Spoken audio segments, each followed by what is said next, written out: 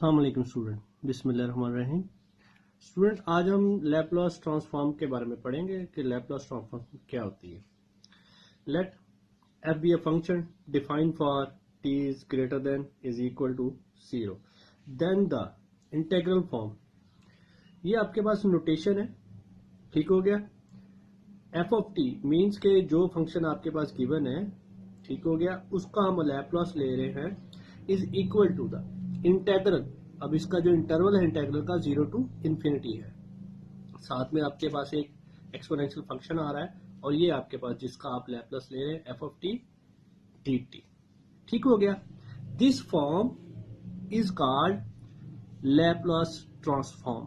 जो भी फंक्शन होगा आप उस पर ये इंटेग्रल लगाएंगे तो आपके पास लैपलॉस ट्रांसफॉर्म आ जाएगी। बेसिकली ये जो आपके पास एफ ऑफ टी है, ये फंक्शन एफ जोन सा होगा, ये टी पे डिपेंड कर रहा होगा, तो ठीक हो गया। तो ये टी पे डिपेंड कर रहा होगा। जब आप लैपलॉस ट्रांसफॉर्म इस पे अप्लाई कर देंगे तो जो आपके पास ट्रांसफॉर्म शक्ल आएगी न्यू जोन सी होगी, वो एस पे डिपेंड कर रही होगी, ठीक हो गया।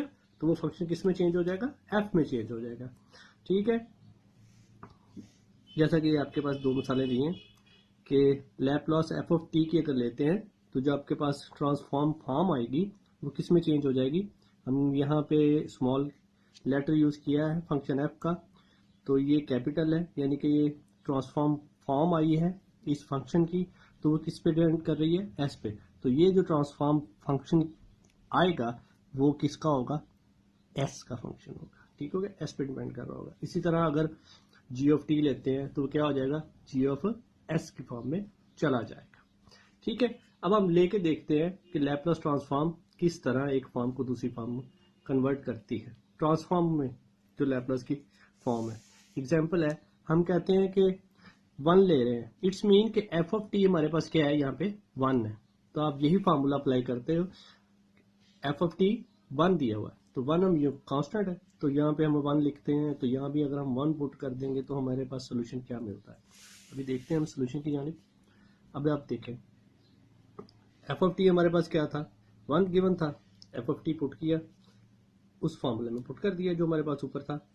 तो देखें अब सिंपल हमने इसको क्या किया, एक्सपोनेंशियल फंक्शन एक बचा था हमारे पास, इसको हम इंटीग्रेट करते हैं। जब हम इसको इंटीग्रेट करेंगे क्या आ जाएगा, एक्सपोनेंशियल सेम फंक्शन, और इसकी जो पावर है उसका क्या होगा, डेरिवेटिव इसके बाय में आ जाएगा, डिनोमिनेटर में। तो वहां से हमारे पास क्या मिलता है, माइनस एस मिलेगा, क्योंकि dt के लिहाज से इसको हम इंटीग्रेट कर रहे हैं, तो माइनस ये आ गया, एस नीचे आ गया। अब आप इसमें लिमिट्स पुट करें आप इसकी 0 टू इन्फिनिटी, तो जब आप 0 टू इन्फिनिटी इसमें लिमिट पुट करेंगे क्या आएगी फॉर्म, ये टी की जगह जब आप इन्फिनिटी पुट करते हो तो ये इससे मल्टीप्लाई होने के बाद सारे का सारा क्या हो जाएगा, इन्फिनिटी हो जाएगा, ओवर एस आ जाएगा, साथ में माइनस आता होता है, तो इस माइनस की वजह से वो प्लस हो जाएगा। सेकेंडली अब जब लोअर लिमिट पुट करते हैं तो क्या हो जाएगी, 0 हो जाएगी, ई की पावर 0 ओवर एस आ जाएगा। ई की पावर इन्फिनिटी मीन 0, सारे का सारा 0, तो ई की पावर 0 मीन 1, तो आपके पास लैपलॉस 1 फंक्शन की क्या आ जाएगी, 1 ओवर एस आ जाएगी आपके पास।